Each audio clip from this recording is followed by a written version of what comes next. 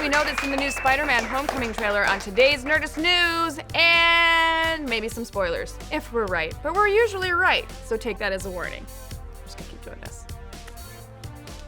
Oh yeah, I guess I should be doing this. Yeah. And that's too much effort. A new trailer for Spider-Man Homecoming got released this morning, and it's full of action, thrills, and even more Iron Man than we previously expected.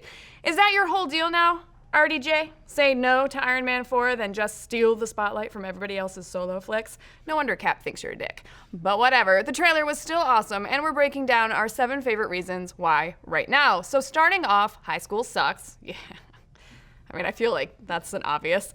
Unless you're going to the Midtown School of Science and Technology. Now, Peter Parker's alma mater is typically depicted as just plain old Midtown High, no science and technology added to the end of the name, but it looks like in Homecoming the school will get a little bit of an upgrade, courtesy of the Ultimate line of comics. In those books, Miles Morales and his buddy Genki attend a boarding school called Brooklyn Visions Academy, but apparently the filmmakers decided to mash up Peter's school and Miles's to create Midtown School of Science and Technology and give roommate duties to Ned Leeds instead of Genki. This would help explain why, in this scene, Ned isn't immediately calling the campus cops after seeing Peter sneak into his room late at night, because it's Peter's room too. They're roomies. It would also resolve one of the biggest inconsistencies between Civil War Spidey and Homecoming Spidey, namely, why does a kid with a room full of Star Wars toys refer to The Empire Strikes Back as that old movie when pulling the AT-AT trick on Ant-Man? Well, because those aren't his Star Wars toys, they're Ned's. Anyways, we're guessing Peter gets placed in this special STEM school by Tony Stark as a little thank you gesture for joining his team in Civil War. And speaking of Civil War, this trailer gives us our first real insight into the status quo of the MCU, post that big Iron Man versus Cap kerfuffle. And it seems like the general public has no idea that there's any trouble in paradise over at Avengers Tower. You can tell this from this brief clip of the kids at Peter's school watching a recorded message from a retro post-Avengers 1 Captain America about his fitness challenge.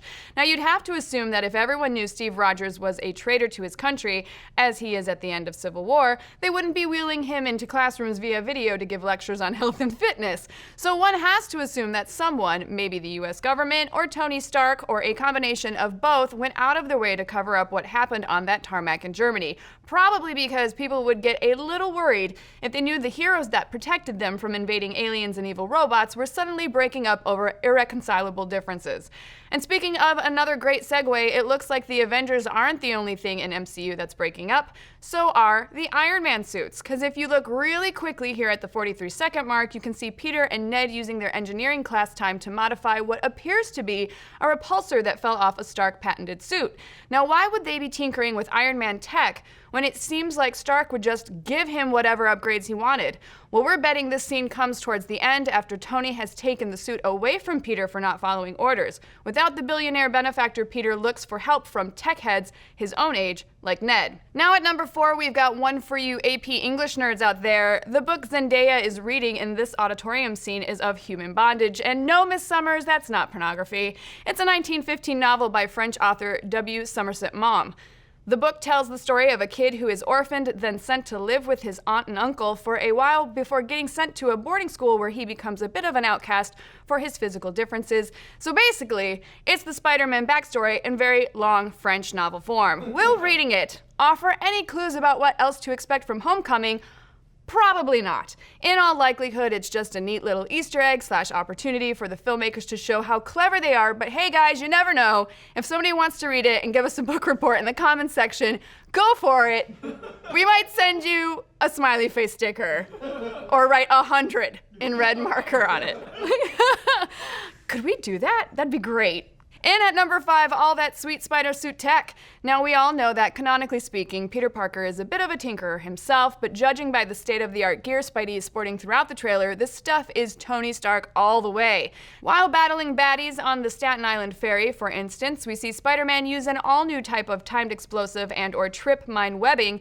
Now, this could be a take on the impact webbing created by Spidey clone Ben Reilly in the comics, which explodes on contact, covering would-be villains and webbing from top to bottom, but the stuff in the trailer trailer looks like it can be set off with a hair trigger, so it doesn't necessarily have to hit its targets directly, which is really cool, if not a real bitch to clean up. Then there's the spider-shaped drone that pops out of the spider-shaped emblem on his chest and zips around lighter than air. Now, there are theories out there that suggest that this is a high-tech variant of the already high-tech spider tracer that the web-slinger uses in the comics and films to track his foes and rapidly moving trucks filled with stolen money, and we agree. A tracer that can also possibly act as long-distance surveillance is definitely a more tactically viable option than a sticky electronic chip that gets flicked onto opponents like a futuristic booger. Finally, though we've seen the wrist hologram before, we get our best look at it yet when Peter Parker allows his buddy Ned Leeds to try on the spider suit. It's a really great way to get your bearings in the big city as long as you have a set of Stark-made reading glasses. We soon see that all of this incredible tech is moot after Spidey pulls a boat boner and nearly drowns dozens of people in a battle with the Vulture. Frustrated with Peter Parker's carelessness, Tony strips him of the suit, forcing Spider-Man to go back to his roots and don the janky homemade suit that makes him look like he's wearing super-powered underoos. Now, we're not sure if Spidey finishes the film this way or if he proves to Tony Stark that he deserves a second chance and enters the final battle with an upgrade, but the all-new webs we see sprouting out of his armpits could be a clue as to the movie's climax, or they could just be the results of really bad Spider BO. He's got superpowers. You never know what kind of shit might come out of him. On to number 6. Vulture's got himself an Iron Man mask. Now, judging by the bright red and gold plating, the less pronounced metal widow's peak, and the frowny eyebrows, this could be either part of the new Mark 47 Iron Man armor introduced as part of Hasbro's Spider-Man Homecoming toy line, or the remnants of a Civil War-era Mark 46 Iron Man suit. But why does the Vulture have it? Well, that leads us to number 7. Vulture's master plan. Now, we know so far that Adrian Toomes, aka Vulture, runs a salvaging company that cleans up the messes that superheroes leave behind when they make metaphorical boom boom in crowded city streets during their high-powered scuffles, which allows Toomes to cash in on all of the crazy tech that he finds in the rubble. Unfortunately, the blue-collar scavenger gets all PO'd when a new company headed by Tony Stark starts to steal all his business. This is hinted at with the official MCU news station WHIH Damage Control, exclusive at 46 seconds into the trailer, named after the company in Marvel Comics that Stark co-owns with the Kingpin, Wilson Fisk, which is dedicated to fixing the property damage caused during super battles. With a fresh vendetta against Tony Stark for gobbling up his bread and butter, Toomes takes the tech he's pilfered from the battlefield and uses it to commit crimes for profit. We get a few peeks at this with the Iron Man glove screwed onto the tip of the Shocker's weapon and the Chitauri tech used during the ATM robbery in the first trailer. In fact, we're guessing the big airplane fight set piece at the end of the trailer takes place because the Vulture is trying to steal a powerful bit of tech, perhaps Ultron parts or alien weaponry, culminating in a plane crash / long fight on the beach. What is this? A final battle or a first date? Because if it's the latter, Parker needs to build up some spider nerve and give Vulture a kiss with his fist. Yeah! There are so many boys in this office. So did we miss anything in the trailer, you guys? What other villains might still be introduced in upcoming trailers? And does a boat being sliced in two bring new meaning to splitting a ride on the Staten Island Ferry? Hell yeah. I thought it was dope. Let's discuss.